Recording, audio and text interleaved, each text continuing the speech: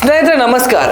ನಿನ್ನೆ ರಾಜ್ಯ ಕಾಂಗ್ರೆಸ್ ಸರ್ಕಾರ ಶಾಲಾ ಕಾಲೇಜುಗಳಲ್ಲಿ ಜಾರಿಯಲ್ಲಿದ್ದಂತಹ ಹಿಜಾಬ್ ನಿಷೇಧವನ್ನ ರದ್ದು ಮಾಡಿ ಆದೇಶವನ್ನ ಹೊರಡಿಸಿದೆ. ಈ ಆದೇಶದಲ್ಲಿ ವಿದ್ಯಾರ್ಥಿಗಳಿಗೆ ನಿಗದಿಪಡಿಸಲಾದಂತಹ ವಸ್ತ್ರ ಸಂಹಿತೆಯೊಂದಿಗೆ ಸೀಮಿತ ಸಾಂಪ್ರದಾಯಿಕ ಹಾಗೂ ಪದ್ಧತಿ ಆಧಾರಿತ ಸಂಕೇತಗಳನ್ನು ಧರಿಸಲು ಅನುಮತಿಯನ್ನ ನೀಡಲಾಗಿದೆ.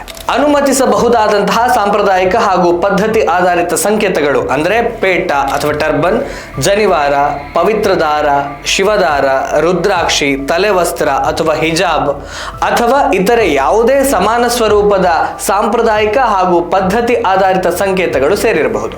ಆದರೆ ಇವು ಶಿಸ್ತು, ಸುರಕ್ಷತೆ ಮತ್ತು ವಿದ್ಯಾರ್ಥಿಯ ಗುರುತಿಸುವಿಕೆಗೆ ಅಡ್ಡಿಯಾಗಬಾರದು ಅಂತ ಹೇಳಿದೆ. ಅಂದ ಹಾಗೆ ಯಾವ ಕಾಲದಲ್ಲಿ ಜನಿವಾರ, ಶಿವದಾರ, ರುದ್ರಾಕ್ಷಿ ಸಮವಸ್ತ್ರದ ಭಾಗವಾಗಿತ್ತು ಮತ್ತು ಅದಕ್ಕೆ ನಿಷೇಧ ಹೇರಲಾಗಿತ್ತು ಅನ್ನೋದನ್ನ ಸರ್ಕಾರವೇ ಹೇಳಬೇಕಷ್ಟೇ.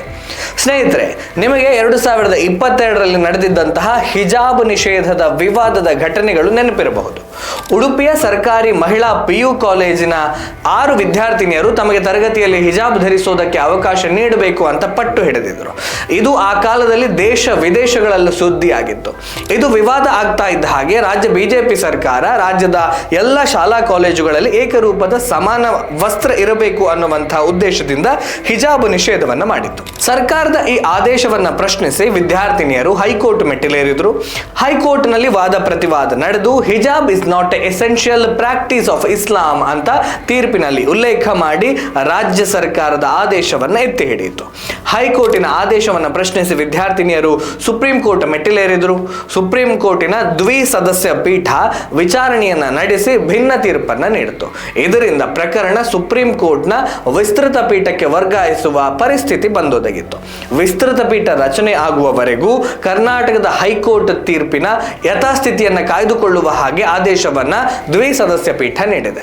ಅಂದ ಹಾಗೆ ಸುಪ್ರೀಂ ಕೋರ್ಟ್ ಇಲ್ಲಿಯವರೆಗೆ ಈ ಪ್ರಕರಣಕ್ಕೆ ಸಂಬಂಧಿಸಿ ವಿಸ್ತೃತ ಪೀಠವನ್ನೇ ರಚನೆ ಮಾಡಲಿಲ್ಲ.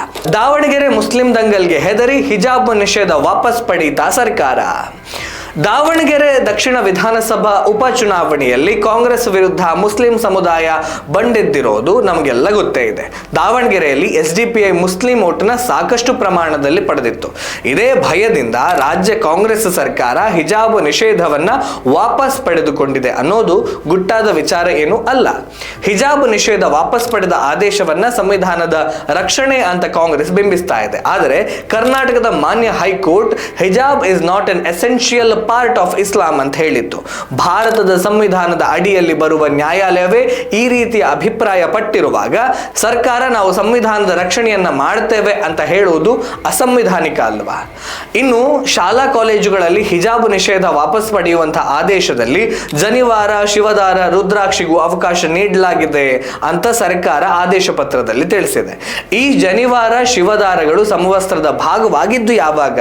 ವಿದ್ಯಾರ್ಥಿಗಳು ಜನಿವಾರ, ಶಿವದಾರವನ್ನ ಸಮವಸ್ತ್ರದ ಮೇಲ್ಭಾಗದಲ್ಲಿ ಧರಿಸ್ತಾರೆಯೇ? ಜನಿವಾರ, ಶಿವದಾರಕ್ಕೆ ಯಾವಾಗ ನಿಷೇಧ ಹೇರಲಾಗಿತ್ತು? ಈ ಪ್ರಶ್ನೆಗಳಿಗೂ ಕೂಡ ಸರ್ಕಾರ ಉತ್ತರವನ್ನು ಕೊಡಬೇಕಲ್ಲ. ಹಿಜಾಬ್ಗೆ ಅವಕಾಶ ನೀಡಿದಂತೆ ಹಿಂದೂ ಪದ್ಧತಿಗೂ ಅನುಮತಿ ನೀಡಿದ್ದೇವೆ ಅಂತ ಬಿಂಬಿಸಲು ಸರ್ಕಾರ ಈ ರೀತಿಯಾಗಿ ಆದೇಶವನ್ನ ಮಾಡಿದೆ ವಿನಃ ಬೇರೇನೂ ಅಲ್ಲ. ಹಿಜಾಬ್ ನಿಷೇಧ ವಾಪಸ್ ಪಡೆಯುವ ಆದೇಶ ಓಲೈಕೆ ರಾಜಕಾರಣವೇ ಹೊರತು ಸಂವಿಧಾನದ ರಕ್ಷಣೆ ಅಂತೂ ಅಲ್ಲವೇ ಅಲ್ಲ.